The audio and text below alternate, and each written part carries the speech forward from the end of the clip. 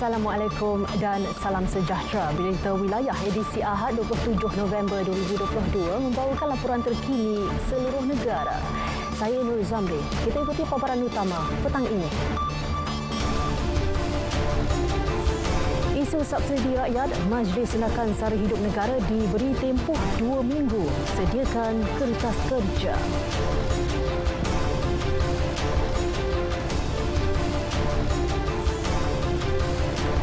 Fokus isu kesejahteraan rakyat dan pemulihan ekonomi.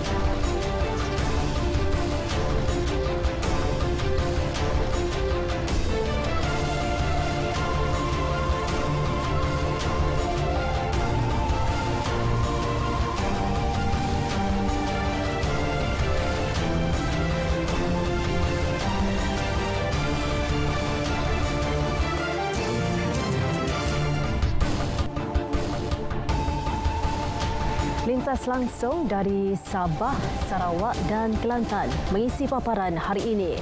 Terus setia sejam bersama Berita Wilayah.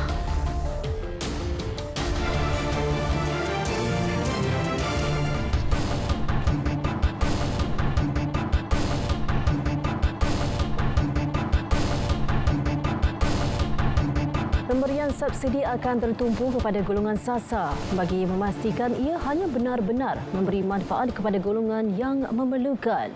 Menurut Perdana Menteri Datuk Seri Anwar Ibrahim, ini memandangkan implikasi subsidi bersasar sebelum ini turut dinikmati golongan kaya dan industri. Justru tempoh 2 minggu diberi untuk mengkaji isu kos sara hidup rakyat sebelum dibentangkan kepada Kabinet. Juga melibatkan tarif elektrik. Tarif elektrik dari segi angka yang dibentangkan itu manfaat kepada golongan miskin itu hampir sama dengan manfaat yang golongan kaya, sekitar 2.5 bilion. Jadi tidak, bagi saya tidak menasabah. Namanya subsidi tetapi mendapat manfaat kepada yang lain. Subsidi untuk elektrik itu akan diteruskan. Saya bila sebut perkara ini, jangan saya tidak mahu ada kebimbangan subsidi untuk rakyat. Tetapi untuk golongan terkaya, ada industri besar, tidak harus memperoleh ini kerana ia menjadi beban kewangan yang besar kepada kerajaan. Beliau berkata demikian pada sidang media selepas mempengerusikan mesyuarat khas Majlis Tindakan Sara Hidup Negara tahun 2022 di Putrajaya. Tambahnya, walaupun golongan kaya dan industri-industri besar tidak memperoleh subsidi kerajaan, beberapa kemudahan dan insentif akan diperbaiki supaya tidak membebankan mereka. Dalam pada itu, Perdana Menteri turut menegaskan beliau akan menghentikan amalan pelantikan ke jawatan menteri sebagai satu bentuk ganjaran. Beliau mahu mereka menyokongnya berdasarkan dasar-dasar yang dilakukan dan komitmen takbir urus yang baik termasuk usaha anti rasuah dan pemulihan ekonomi. My decision to reduce the size of the cabinet because I don't want to continue with this extravagant manner of employing or appointing ministers as a form of reward. So you have 70 ministers with special envoys, advisors. Of course, we can consider 1 or 2 cases where it is absolutely necessary, but it should not be seen as rewarding political masters in order that they support you. Selain itu, pertemuan dan perbincangan bersama parti politik yang menganggotai kerajaan perpaduan masih berjalan bagi membentuk barisan kabinet baharu. Ia berkemungkinan diumumkan dalam tempoh beberapa sahaja hari lagi. Penyatuan yang merentasi ideologi politik di bawah kerajaan perpaduan penting bagi menangani isu utama yang dihadapi rakyat ketika ini. Penganalisis politik dan ekonomi berpendapat isu ekonomi rakyat memerlukan komitmen dan tanggungjawab yang merangkui kepentingan politik agar satu pelan tindakan dapat dibuat.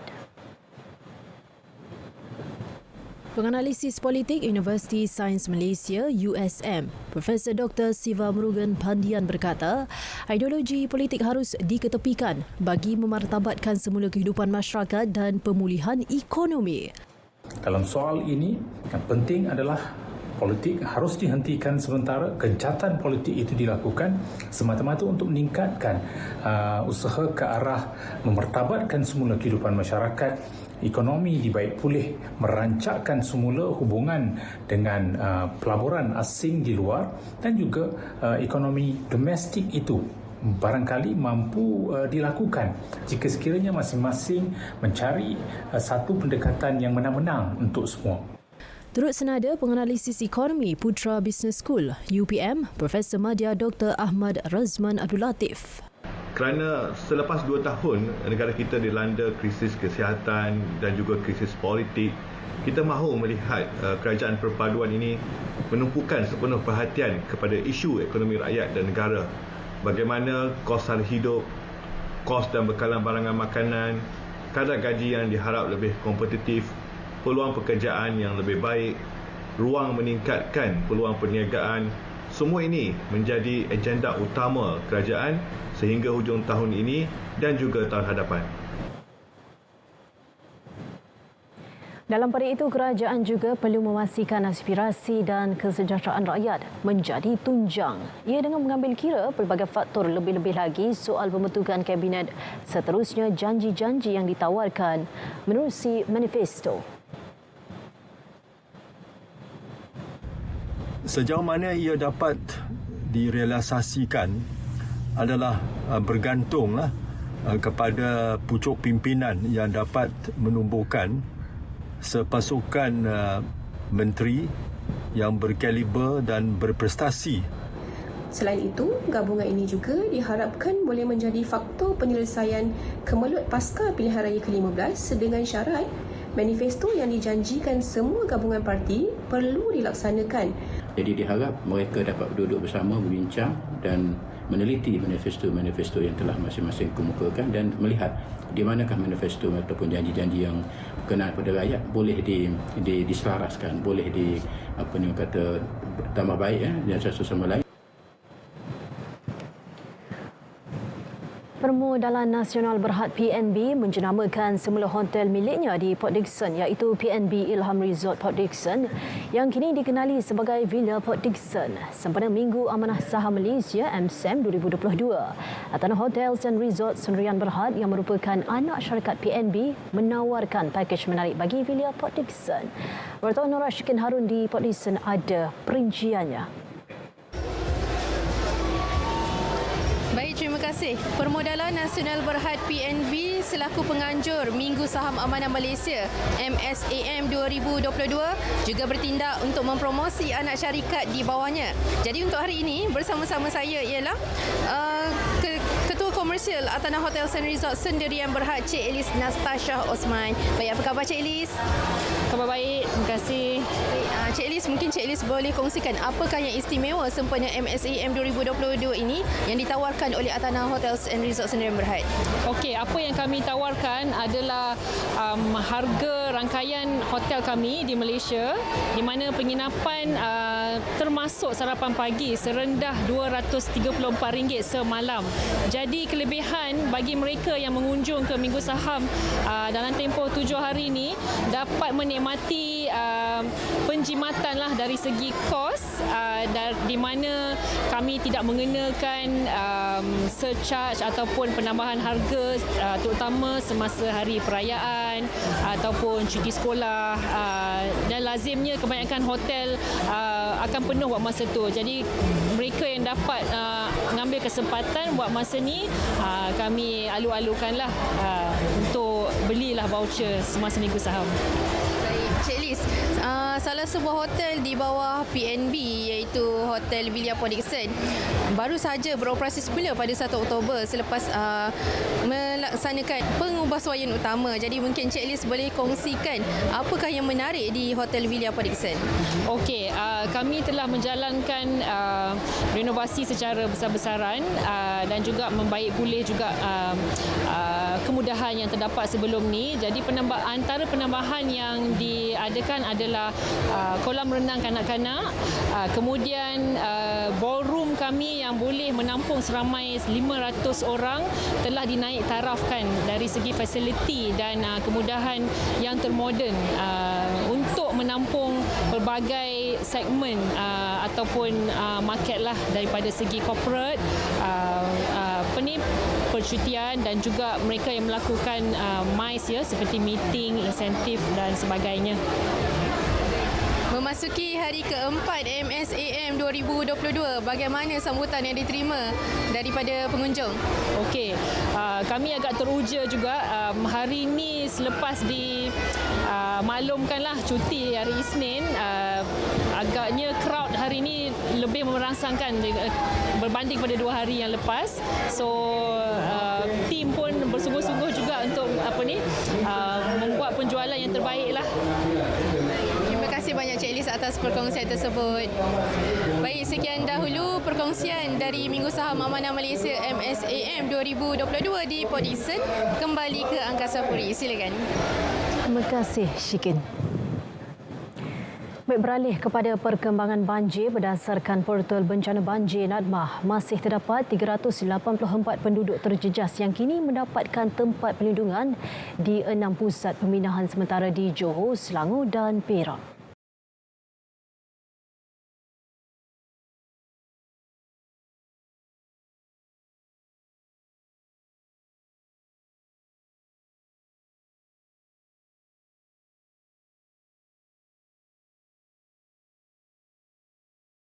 Baik, seterusnya kita ikuti pula perkembangan cuaca semasa bersama Pegawai Met Malaysia Wan Muhammad Hafiz Husin.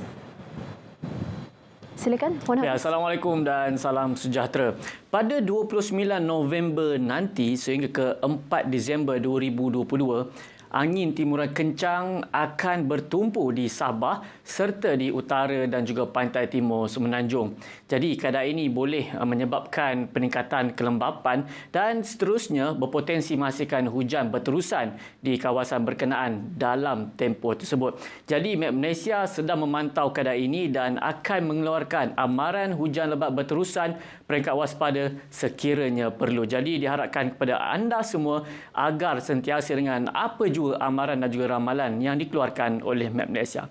Baik, seterusnya kita akan beralih ke paparan imej satelit bagi melihat keadaan cuaca semasa apa yang berlaku pada ketika ini. Pada ketika ini jelas menunjukkan bahawa masa kini keadaan cuaca lembap sedang berlaku di hampir kesemua negeri. Daripada Perlis sehingga ke Johor, begitu juga di negeri Sabah dan Sarawak. Hujan berserta petir kini sedang berlaku di 1-2 tempat. Baik, memandangkan bahawa masa kini kita menerima pengaruh angin daripada arah timuran, jadi hujan yang berlaku ini akan terus memasuki ke pantai barat dan juga utara. Jadi hujan yang berlaku pada ketika ini kita jangkakan akan berlanjutan sehingga ke malam nanti. Baik, bagi di negeri Sabah, hujan berserta petir juga kini sedang berlaku di hampir ke semua bahagian, namun ianya lebih tertumpu di bahagian pantai barat dan juga di bahagian pedalaman. Di bahagian Sandakan dan juga bahagian Kudat masih lagi mengalami hujan, tetapi intensitinya agak rendah dan juga lemah jika berbandingkan di bahagian lain. Baik, bagi di negeri Sarawak, hujan berserta petir lebih tertumpu di bahagian barat yang melibatkan bahagian Kuching, Serian, Samarahan, Mukah, Sibu, Betong dan juga Seri Aman. Yang mana hujan ini juga seperti Semenanjung kita jangkakan boleh berlanjutan sehingga ke awal malam nanti. Di bahagian tengah, di bahagian Kapit, Miri dan juga Limbang, buat masa kini dalam keadaan lembap, hujan di satu tempat dan juga mendung, tetapi kita jangkakan ianya akan berangsur sedikit masa saja lagi dalam tempoh 2 ataupun 3 jam sahaja. Dan bagi anda untuk mendapatkan informasi yang lebih terkini, anda boleh layari laman sawang kami di www.met.gov.my ataupun boleh muat turun aplikasi My Cuaca ataupun My Gempa, serta anda boleh layari Facebook, Instagram, Twitter dan juga YouTube kami. Baiklah, sebisa kita lihat ramalan cuaca bagi bandar-bandar utama di seluruh Malaysia. Saya Wan Hafiz. Assalamualaikum dan salam sejahtera.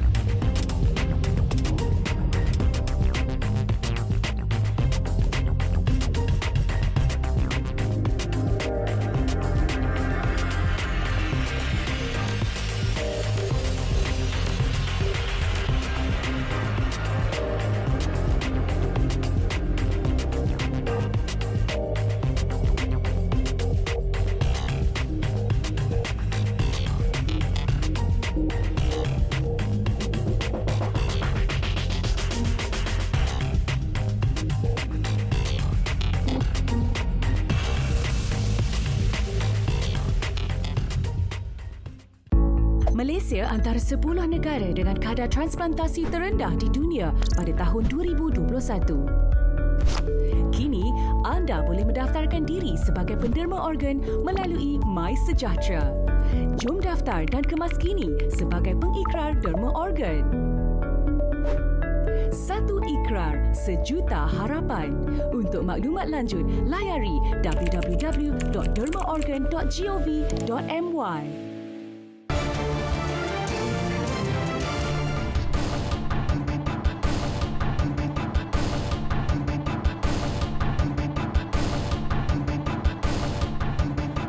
Baik, kita ke Sarawak. Antara fokus dari Bumi Genyalang ialah mengenai peranan penubuhan Wisma Sabati dalam kerja-kerja amal di negeri itu.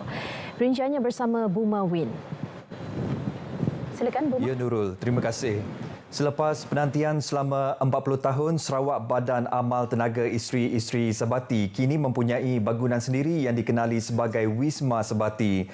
Premier Sarawak Datuk Patinggi Tan Sri Abang Johari Tonopeng berkata bangunan tersebut bakal menjadi platform integrasi untuk menyemarak dan memperbanyakkan detik-detik perpaduan dalam kalangan komuniti, terutama sekali menyampaikan sumbangan amal di setiap pelusuk di negeri. Menurut Dato' Patinggi Abang Johari lagi, penubuhan Wisma Sabati adalah hasil kerjasama yang padu para pengasas, presiden-presiden dan ahli-ahlinya yang komited dengan tugasan dan amanah yang dipertanggungjawabkan. Tambah beliau, dengan adanya bangunan tersebut, warga Sabati akan lebih mudah bermusyawarah untuk berkumpul, merangka dan meneruskan komitmen dalam kerja-kerja amal seperti yang dilakukan sebelum ini. Beliau juga menasihati agar menggunakan teknologi digital dalam pentadbiran dan pengurusan maklumat di bangunan tersebut.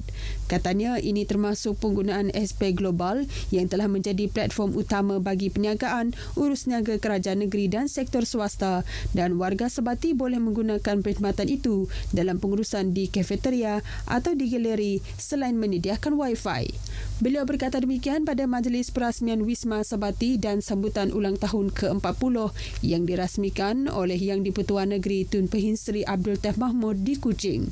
Turut hadir ialah Tuan Puan Dato' Patinggi Ragat Kurdi Taib yang juga merupakan bekas Presiden Sabati serta isteri Premier Puan Sri Dato' Amar Jumaani Tun Tuanku Bujang selaku Presiden. Bangunan tersebut dilengkapi dengan 3 blok utama, merangkumi Dewan Serbaguna yang boleh memuatkan sehingga 500 orang, ruang pentadbiran dan auditorium. Lebih RM600,000 diperuntukkan kepada Jawatankuasa Petugas Pelancongan Bahagian DTTG Limbang untuk menganjurkan pelbagai acara kebudayaan. Residen Bahagian Limbang Sebi Abang berkata daripada jumlah itu RM412,700 diperuntukkan kepada 5 persatuan di daerah Limbang, manakala RM190,000 diperuntukkan kepada 2 persatuan di Lawas.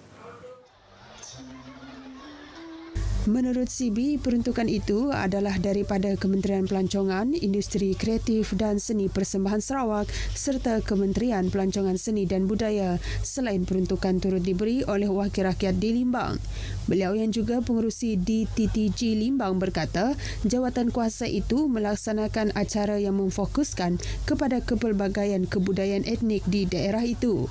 Antara yang telah diadakan ialah Pesta Babulang dan Lumba Kerbau yang sinonim dengan kaum Bisaya, Pesta Nubat Layak bagi kaum Lun Bawang, Pesta Medamit dan Gawai Dayak bagi kaum Iban.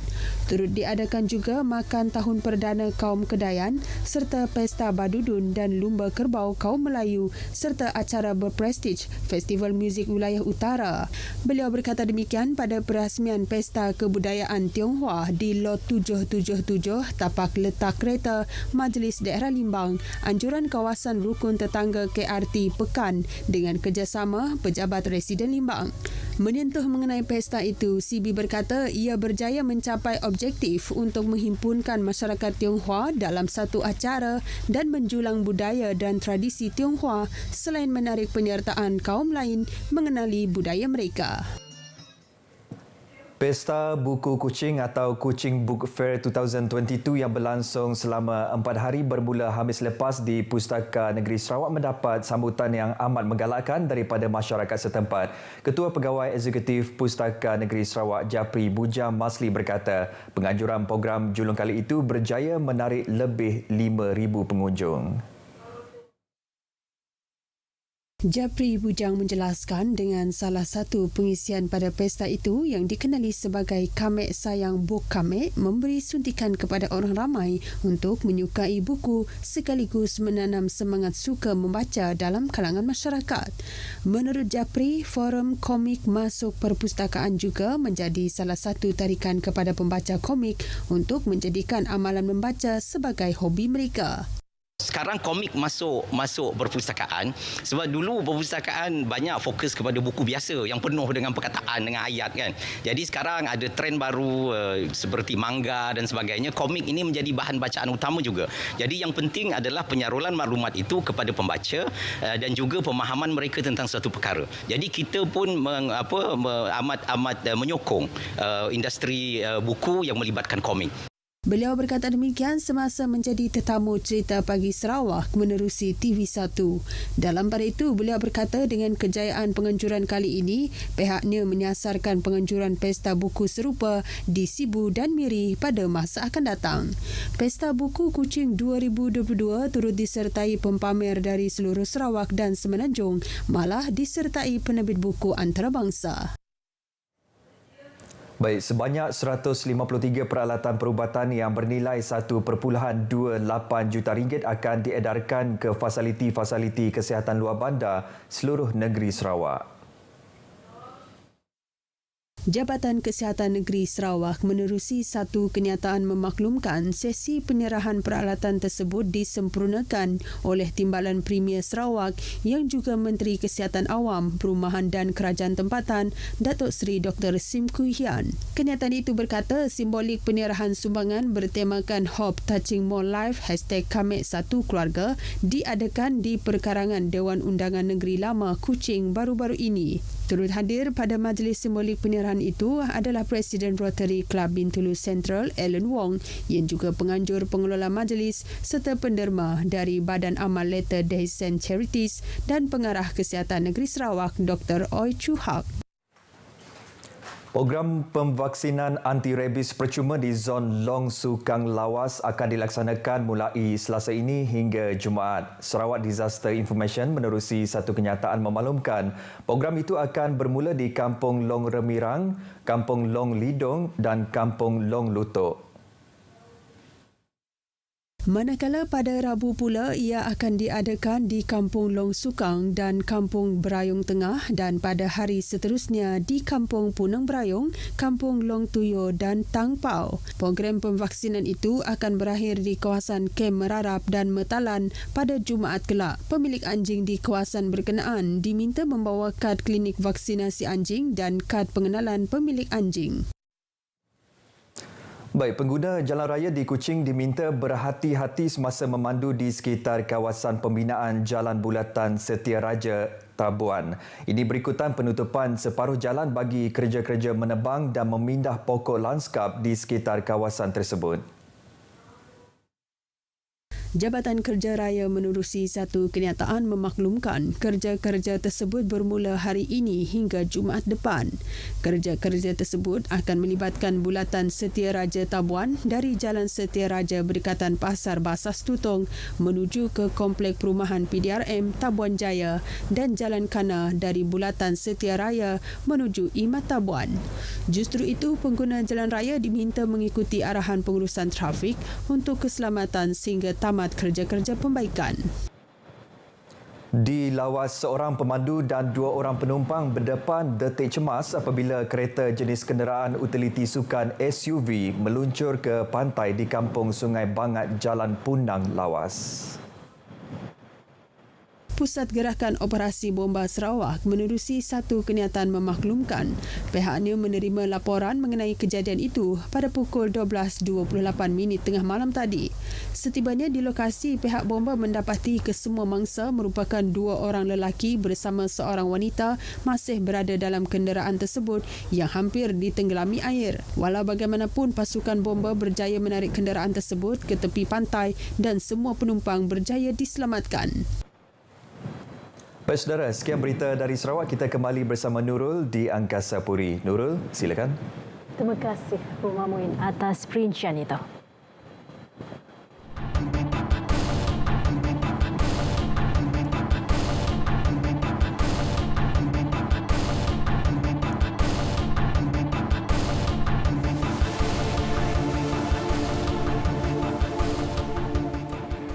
Fokus perkembangan dari Sabah petang ini, Persekutuan Industri Sabah perlu manfaat peluang perniagaan dalam inisiatif Sabah Maju Jaya.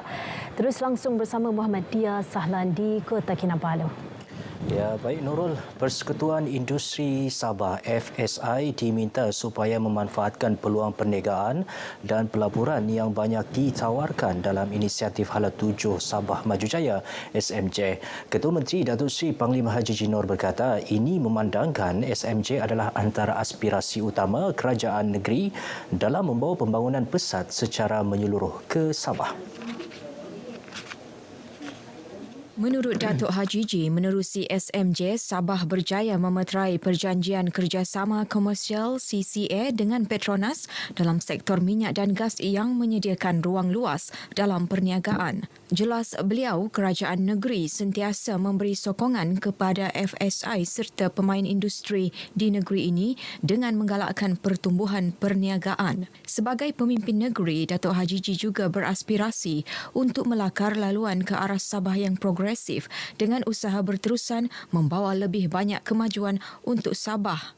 Beliau berkata demikian dalam ucapan sempena Majlis Makan Malam Ulang Tahun FSI ke-39 di Kota Kinabalu. Teks ucapannya disampaikan oleh Timbalan Ketua Menteri merangkap Menteri Pembangunan Perindustrian Datuk Seri Panglima Dr. Joaquim Gunsalam. Ya, sementara itu dalam majlis sama, Presiden FSI Richard Lim berkata FSI yang menghampiri 4 dekad akan meneruskan khidmatnya kepada lebih 200 ahli dengan membantu menyelesaikan permasalahan yang timbul.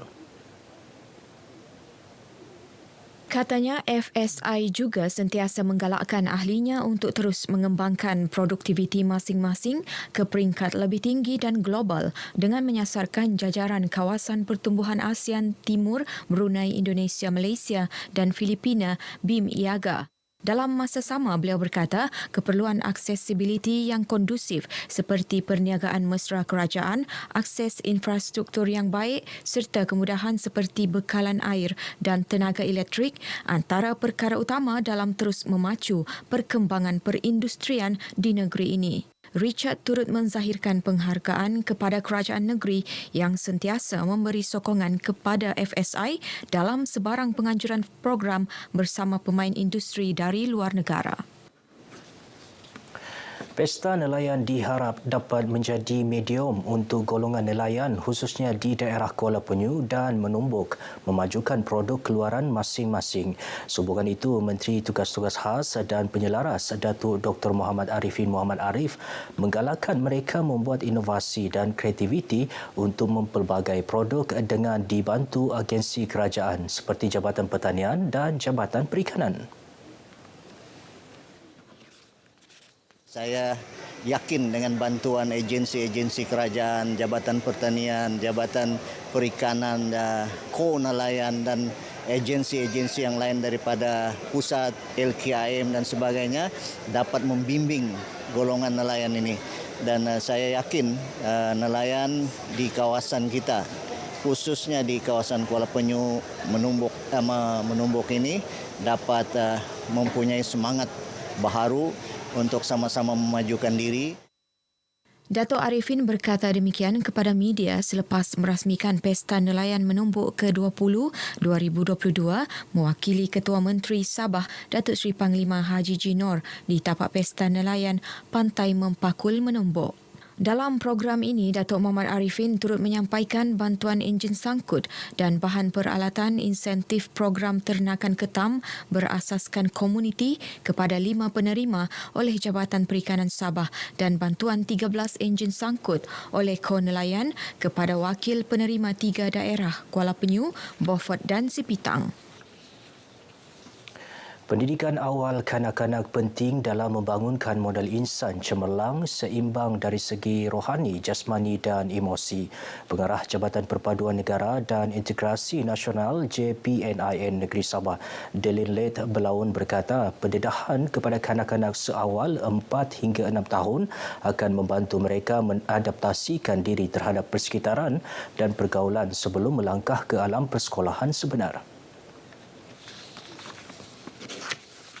Katanya melalui program yang dilaksanakan Tabika Perpaduan, tenaga pengajar akan mendidik dan membantu dalam mengembangkan skil pergaulan, perkembangan dan potensi diri kanak-kanak untuk lebih yakin, bersemangat jati diri dan cintakan negara.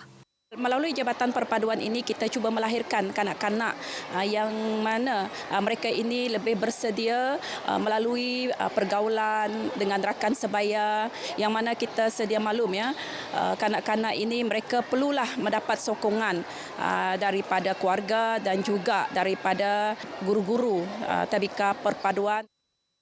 Beliau berkata demikian kepada RTM selepas merasmikan Karnival Sukan Perpaduan Tabika Perpaduan Zon Bandaraya Kota Kinabalu, penampang putatan dan papar di Kompleks Sukan Likas Kota Kinabalu.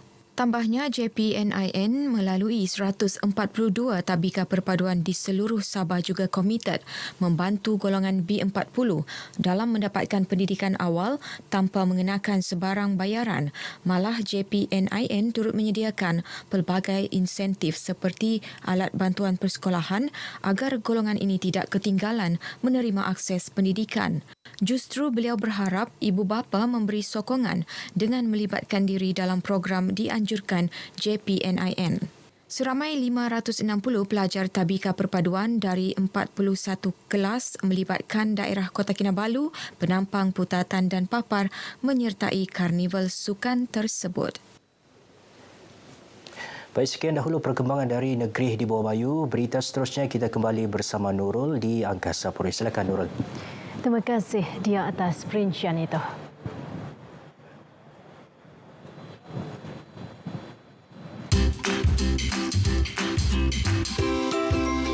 Nyamuk Aedes mudah membiak di dalam air yang bertakung. Cegah pembiakan nyamuk Aedes. Pastikan bekas yang boleh menakung air dibuang dengan betul. Tutup rapat semua bekas yang menyimpan air. Periksa saluran air pada bumbung rumah agar tidak tersumbat. Tiada Aedes, tiada denggi.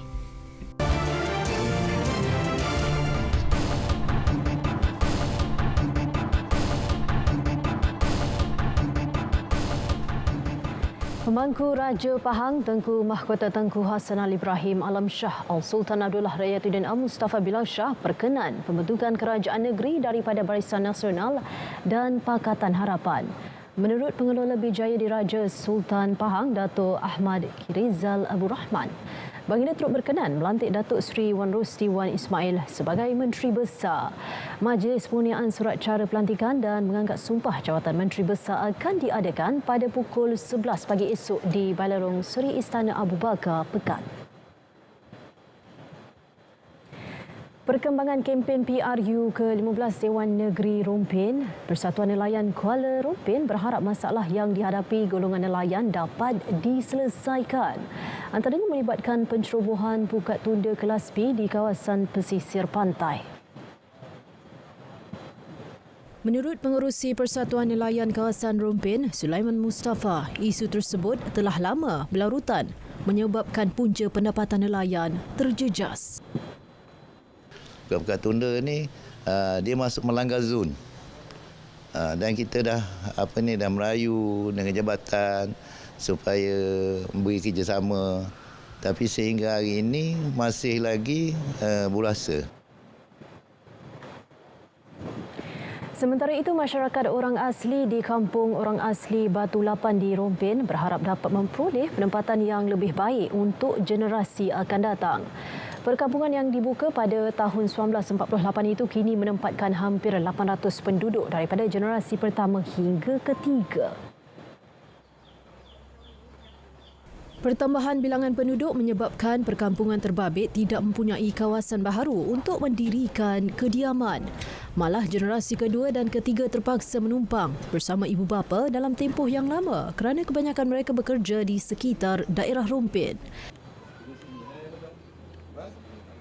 Ekonomi ni memang amat penting sebab Batu Lapan ni tanah memang tak cukup. Bukan kata untuk generasi akan datang, tapi ketika ni yang tua tu yang veteran-veteran ni memang cuma ada 2 ekar lebih sikit je setiap 1 KR. Tak banyak tanah. Yang ada pun sekarang dah diteroka oleh pihak-pihak yang tak bertanggungjawab. Selain itu, penduduk turut berharap tidak dipinggirkan, sebaliknya dibantu dari aspek kemajuan ekonomi. Dapat dewan lagi lah bagus kan. Untuk kepentingan orang kampung, kadang-kadang corak pun menumpang. Kadang-kadang ada buat macam pemindahan banjir pun kadang-kadang menumpang kat situ juga. Berita wilayah diteruskan dengan perkembangan dari Kelantan. Antara tumpuannya, isu pencerobohan hutan. Sudah bersedia Muhammad Amirul Hafiz Rosli di Kota Baru. Silakan. Mira. Baik, terima kasih. Kerajaan Kelantan sentiasa mengadakan perbincangan bersama pihak bertanggungjawab dalam menangani masalah pencerobohan hutan secara haram. Menteri Besar Datuk Ahmad Yaakob berkata, ia termasuk mengadakan risikan serta mengambil tindakan segera terhadap mana-mana pihak yang menceroboh hutan simpan. Kerjasama turut dijalin dengan pihak berkuasa termasuk penglibatan Angkatan Tentera Malaysia. Di samping itu, pihak berkuasa sentiasa mengadakan operasi bagi mengelak penceroboh yang berhasrat menembak hidupan liar seperti harimau. Datuk Ahmad berkata demikian menjawab soalan tambahan Adun Kelaboran Muhammad Adnan Hassan pada persidangan DUN Kelantan Belanjawan di Kota Baru. Dalam pada itu, beliau berkata penerimaan pensijilan pengurusan kualiti MS ISO 9001-2015 turut membuktikan pengurusan hutan Kelantan mengikut setiap garis panduan dan ketetapan yang dibuat oleh badan pensijilan itu. Kerja-kerja penggantian paip lama dan pembinaan loji masih diteruskan dalam usaha mengatasi masalah bekalan air bersih. Pengerusi Jawatan Kuasa Kerja Raya, Infrastruktur, Pengangkutan dan Utiliti Negeri, Datuk Azami Muhammad Noor berkata kebanyakan projek terbabit dijangka siap pada tahun 2024. Kerja-kerja itu membabitkan cadangan penggantian paip lama dengan paip baru bagi tahun 2018, membabitkan perbelanjaan RM73.6 juta melibatkan jajahan Kota Baru, Gua Musang serta Tumpat. Sebahagian paip telah siap dibina sepanjang 91 km. Yang keduanya Kota Baru bawah pakej 3 melibatkan Kota Baru Utara, Kota Baru Timur, Tumpat, Kota Baru 11, Kota Baru Selatan. Dalam proses penyediaan dokumen tender melibatkan panjang pahatnya 95 km dan jangka siap pada tahun 2024. Beliau menjawab soalan Adun Tanjung Mas Rohani Ibrahim pada persidangan DUN Kelantan. Bagi tahun 2019 pula, RM141.2 juta diperuntukkan untuk penggantian paip lama sepanjang 226 km melibatkan jajahan Tanah Merah, Kuala Kerai, Kota Baru dan Machang yang juga dijangka siap pada 2024. Suruhanjaya Koperasi Malaysia SKM Cawangan Kelantan menggalakkan masyarakat menceburi bidang perniagaan terutamanya dalam tempoh situasi ekonomi dunia yang mencabar. Pengarahnya Zainuddin Muhammad berkata perniagaan merupakan alternatif terbaik untuk masyarakat menjana ekonomi keluarga. SKM Kelantan juga sedia membantu usahawan serta koperasi dengan menyediakan kemudahan infrastruktur dan menjalinkan hubungan dengan agensi kerajaan yang lain. Jelas Zainuddin, kerajaan sudah menyediakan banyak fasiliti serta pelbagai kemudahan termasuk bantuan pembiayaan. Kami pihak Suruhanjaya juga agensi-agensi lain amat menggalakkan masyarakat menceburi bidang perniagaan dan kita tengok banyak fasiliti yang disediakan oleh kerajaan dari segi infrastruktur, dari segi pembiayaan dan sebagainya. Jadi apa yang perlukan sekarang adalah usaha daripada pihak orang awam bagaimana untuk mereka untuk terutama dari keadaan sekarang sila ceburi perniagaan adalah salah satu alternatif untuk kita nak bangunkan keluarga kita. Beliau berkata demikian selepas perasmian Karnival Usahawan dan Koperasi Bacok I Love BKB di Bacok. Karnival turut menyaksikan majlis menandatangani memorandum persefahaman antara Koperasi Idaman Cemerlang Kelantan Berhad dengan Majlis Daerah Bacok berkaitan pajakan Pasar Beris Kubur Besar. Pembukaan semula Pasar Beris Kubur Besar di bawah kelolaan koperasi tersebut diharap dapat menggerakkan ekonomi penduduk setempat. Laporan itu tadi mengakhiri lintas langsung dari Kelantan. Kembali semula ke Angkasa Puri. Terima kasih, Amirul. Teka-teki mengenai siapa yang bakal mengisi tempat sebagai Ketua Jurulatih Terengganu TFC pada musim depan semakin hampir terjawab. Dikabarkan pengarah teknikal Terengganu Football Club Sendirian Berhad, TFC SP Tomislav Strenbrückner hampir pasti mengisi kekosongan yang ditinggalkan oleh Nafuzi Zenito. Perkara itu dinyatakan oleh Pengerusi Jawatankuasa Pembangunan Belia, Sukan dan Badan Bukan Kerajaan Negeri, Wan Sukairi Wan Abdullah yang juga ahli lembaga pengarah TFC-SP. Wan Sukairi berkata jurulatih berusia 56 tahun itu adalah pilihan kedua selepas Nafuzi menolak tawaran kontrak baru membimbing skuad penyu musim depan. Bagaimanapun, Wan Sukairi berkata pengumuman mengenai jawatan Ketua Jurulatih TFC itu akan dibuat pihak pengurusan TFC-SP tidak lama lagi. Strenbrückner yang menyerajui semua struktur pasukan dalam TFC pada musim ini dilihat berkemampuan menggalas tugas tersebut dengan cemerlang kerana pernah membimbing pasukan T-Team FC pada 2015. Pengendali kelahiran Croatia itu memulakan karier sebagai pemain profesional bersama kelab negaranya sejak pada 1984 hingga 1992 sebelum berhijrah ke kelab Belize. Dia bermain di posisi tengah kemudian menamatkan karier pemain di kelab Singapore Armed Forces pada 1999 sebelum menceburi bidang kejurulatihan bersama kelab NKO sejak pada 2008.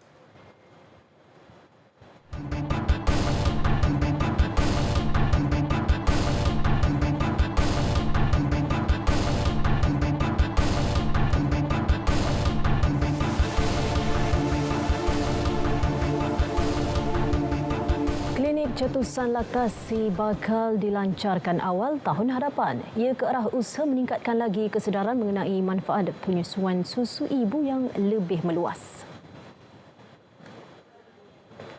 Pengerusi Jawatankuasa Hospital Rakan Bayi Hospital Chancellor Tuanku Mukhris HCTM Profesor Madya Dr. Izora Kamisan Atan berkata bukan sahaja ibu kandung, malah klinik ini turut memberi pendedahan kepada ibu susuan yang mahu menyusukan anak angkat mereka. Ini kita tujukan kepada ibu-ibu yang berhasrat untuk menyusukan bayi mereka, sama ada mereka yang ambil anak angkat ataupun mereka yang for some reason masa mula dia menyusu lepas tu dia terberhenti menyusu atas sebab kesihatan, sama ada kesihatan dia atau kesihatan baby, jadi dia nak memulakan kembali penyusuan, kita panggil relactation. Jadi kita kita akan mulakan perkhidmatan cetusan penyusuan cetusan penyusuan susu ibu ni. Sokongan terhadap usaha ini membantu golongan ibu memahramkan bayi mereka sekaligus mengeratkan hubungan antara ibu dan bayi. Beliau berkata demikian dalam majlis perasmian Slorathon and Fun Run bersempena Minggu Penyusuan Susu Ibu Sedunia peringkat Hospital Chancellor Tuanku Mukhris 2022.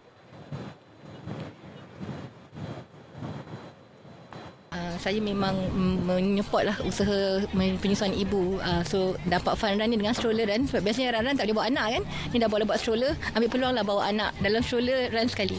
Lebih kepada menyokong kempen penyusuan ibu lah.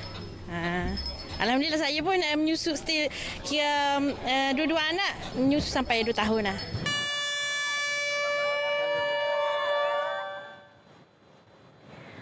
Dua pasangan kembar antara yang diraikan pada Majlis Convocation Universiti Putra Malaysia UPM ke-46 bagi sidang kedua mengakui perjalanan pengajian lebih mudah terutama apabila menjalani program pengajian yang sama. Keterujaan jelas terpancar kerana dapat meraikan hari bermakna bersama. Nur Nadrah dan Nur Nadirah menjadikan ibu mereka yang bekerja sebagai jururawat sumber inspirasi meneruskan pengajian dalam bidang doktor perubatan. Ada pahit ada manis dia lah. Yang manis dia kita orang memang roommate dari tahun 1. So dapat study sama-sama. Bila menangis tu menangis sama-sama. Gembira pun gembira sama-sama. Dapat kejayaan pun boleh kongsi dengan mak ayah. Macam itulah. Okay, harapan saya kalau ada semangat dan minat tu continue lah sambung. Sebab kita pun kekurangan doktor pakar perempuan kan sekarang. So just continue your dream. Sambung ke UPM. Sebab kita ada lecturer yang sangat-sangat berpengalaman untuk mendidik kami. Bagi pasangan kembar Nazrul Irfandi dan Naili Batrisha pula, berada dalam program pengajian perakaunan adalah momen bermakna kerana mereka tidak pernah berpisah semenjak di bangku sekolah lagi.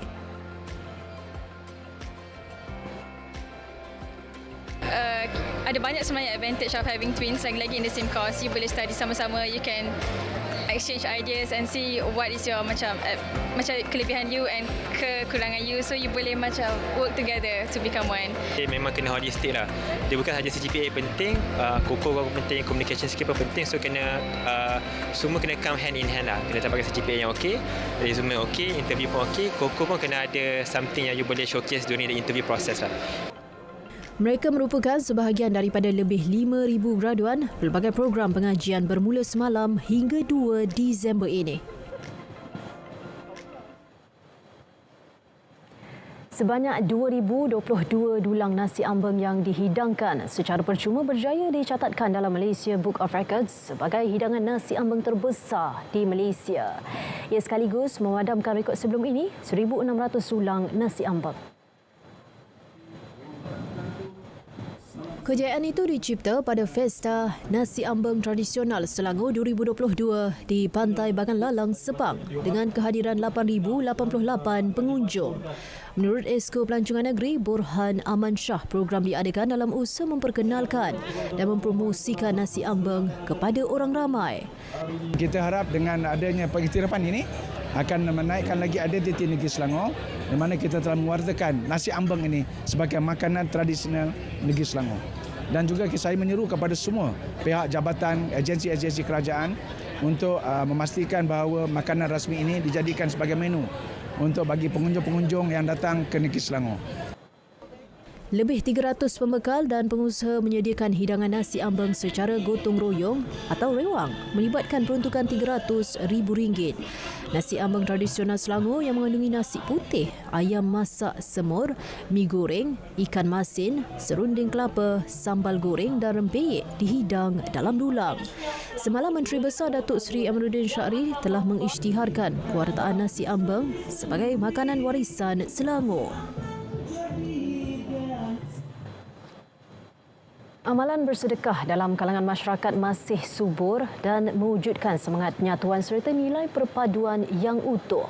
Menjalinkan hubungan baik sesama masyarakat melalui bersedekah juga mengeratkan silaturahim antara sesama manusia. Program Sedekah Jumaat merupakan program berkongsi rezeki dengan orang ramai untuk memupuk amalan bersedekah dengan memberi makanan percuma. Kita buat program sedekah Jumaat ni untuk kita tengok, kalau tengok ramai yang datang ni kan, semua rasa kita nampak macam happy, diorang dapat makan.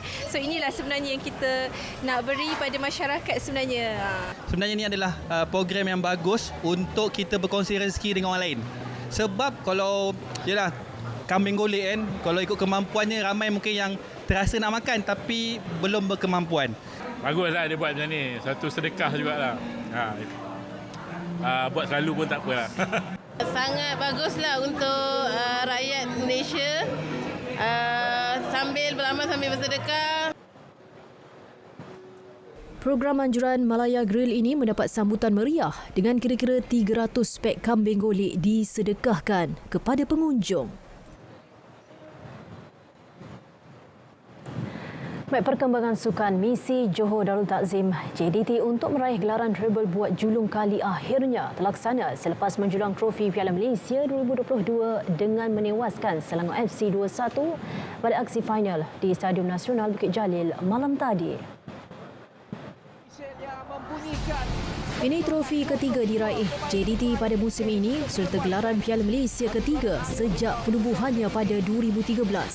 Sebelum itu, skuad Harimau Selatan itu telah merangkul gelaran Liga Super dan Piala FA musim ini. Disaksikan kira-kira 80,000 penyokong, JDT sekali lagi membuktikan reputasi mereka sebagai kelab terbaik di Malaysia apabila bangkit daripada ketinggalan untuk mengatasi Selangor. Selepas The Red Giants mendahului menerusi penalti Harlison Kayon, dua jaringan penyerang import Bersendal Silva dan Fernando Fresteri sudah cukup untuk menghadiahkan kemenangan buat JDT. Kejayaan malam itu menyaksikan skuad kendalian Hector Kidogio itu berjaya mengulangi pencapaian menjuarai kempen ini pada 2017 dan 2019.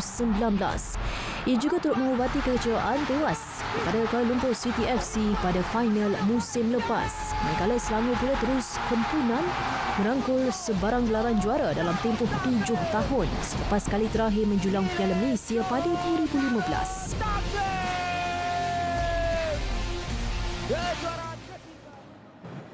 Sementara itu, kejayaan tersebut menyaksikan JDT mencipta sejarah menjadi pasukan pertama menyapu bersih semua trofi tahun ini, bermula dengan Piala Sumbangsih, Piala FA, Liga Super dan Piala Malaysia.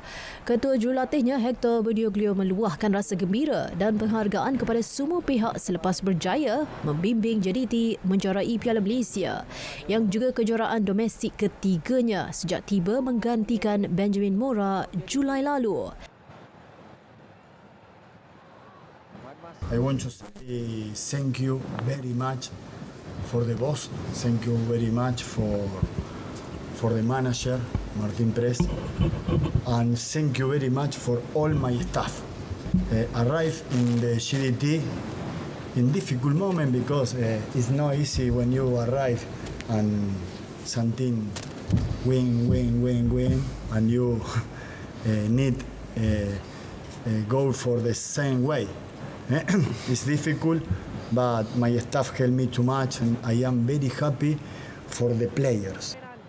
Dalam pada itu, penjaring gol kemenangan JDT, Fernando Forestieri yang dinobatkan pemain terbaik perlawanan turut menghargai usaha keras semua pihak dalam kelab tersebut. As well, I'm very happy. And I want to say thank you to everyone to make this possible. For us, because we deserve it, because we work in pre-season and all year.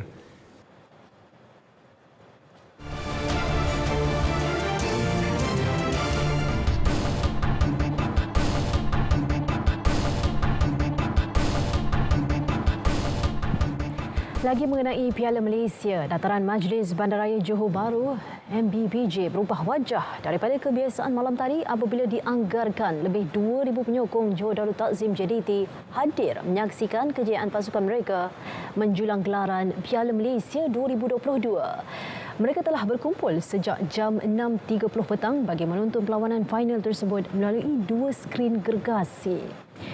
2 skrin gergasi itu disediakan bagi memastikan penyokong skuad Harimau Selatan dapat menonton perlawanan berkenaan secara langsung dari Stadium Nasional Bukit Jalil. Pada aksi final itu, JDT muncul juara dengan mengalahkan Selangor FC 2-1. Rata-rata penyokong JDT yang ditemui amat gembira dengan kejayaan pasukan mereka.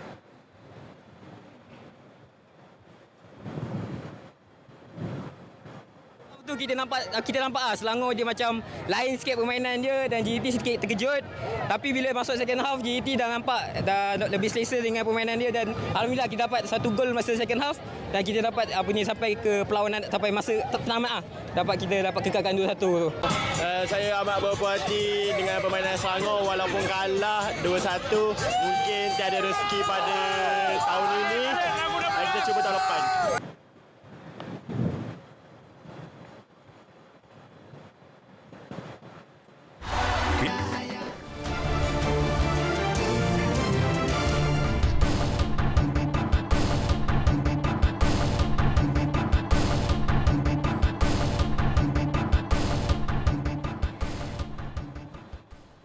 Sebanyak 10 juta pokok buluh disasar ditanam di Langkawi dalam usaha memperkasa ekonomi dan sosial komuniti melalui kaedah pendigitalan.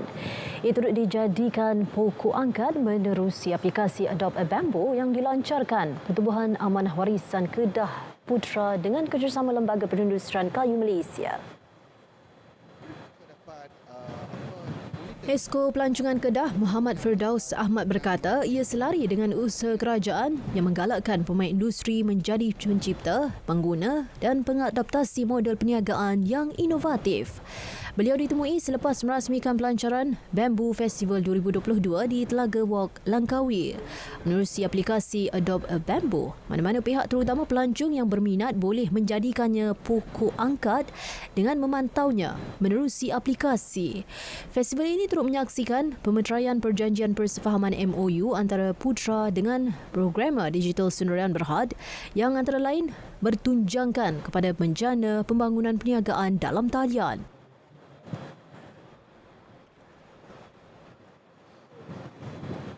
Lembaga Penduduk dan Pembangunan Keluarga Negara LPPKN telah mengambil inisiatif untuk melaksanakan program yang memberi fokus kepada pengukuhan institusi keluarga dan komuniti. Menerusi program pemerkasaan keluarga dan komuniti FACE, ia telah melibatkan 46 komuniti terpilih seluruh negara. Menurut Timbalan Ketua Pengarah Pengurusan LPPKN Azhar Ismail, pelaksanaan program sejak 2016 itu menerusi kaedah yang komprehensif dengan mengenal pasti keperluan setempat dan tahap kesejahteraan keluarga di komuniti yang telah dikenal pasti. Melaluinya program intervensi yang sesuai dan diperlukan masyarakat setempat dirancang. Beliau berkata demikian pada Jelajah Kasih Keluarga Siri 5 2022 at Community Phase 4.0 sempena sambutan Bulan Keluarga Peringkat Negeri di Felda Rimba Mas, Padang Besar. Di Perlis, 3 komuniti terpilih sebagai komuniti FACE iaitu Komuniti Kampung Nesam, Komuniti Rancangan Perumahan Awam Arau dan Komuniti Felda Rimba Mas. Lebih 200 komuniti Felda Rimba Mas hadir pada program berkenaan.